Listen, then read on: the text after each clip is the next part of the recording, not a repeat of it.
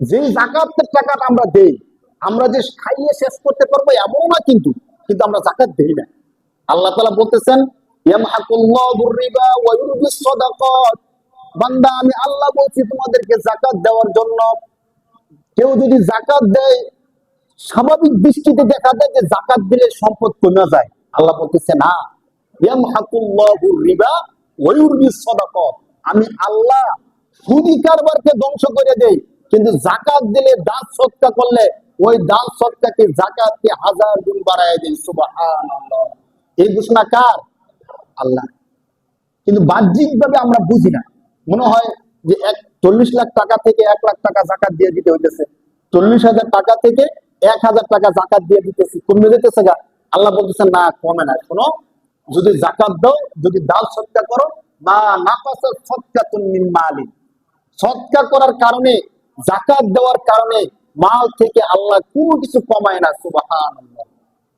মুহাদ্দিসিন কেরামগণ এর ব্যাখ্যায় বলেন যে জাকাত দিলে যে মাল কমে না, দান সৎকার করলে যে মাল কমে না, এর ব্যাখ্যা কি? আমরা তো দেখতেছি কমে। সুদি কারবার করলে 1 লাখ টাকা সুদি দিলে যদি 10,000 টাকা আছে, 10,000 টাকা লাভ। আর 1 লাখ টাকা থেকে 2,500 টাকা জাকাত দিয়ে দিলে 2,500 টাকা শেষ, কমে গেল গা।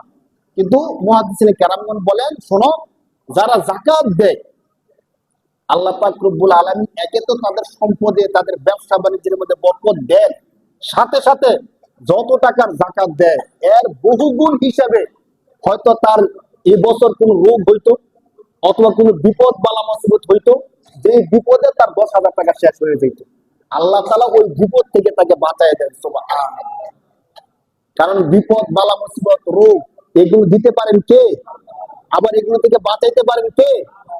যদি আল্লাহর প্রতি আস্থা এবং বিশ্বাস কইরা কোন ব্যক্তি তার সম্পদের পুঙ্খানুপুঙ্খ জাকাত দিয়ে দেয়, একে তো আল্লাহ তাআলা তার মালের মধ্যে বৃদ্ধি করবেন, সাথে সাথে সমস্ত বিপদ বালা মুসিবত থেকে আল্লাহ তাআলা তাকে হেফাজত করবেন। সুবহানাল্লাহ। এটা আল্লাহ তাআলার ওয়াদা। এই জন্য আমরা জাকাতকে কঠিন না মনে কইরা, একে তো সওয়াবের কথা মনে কইরা, দ্বিতীয় বিপদ বালা মুসিবত থেকে হেফাজতের কথা মনে কইরা, আমরা আমাদের সম্পদের যে জাকাত আছে হিসাব করে করে সবাই জাকাত দিয়ে দেবো বলি ইনশাআল্লাহ।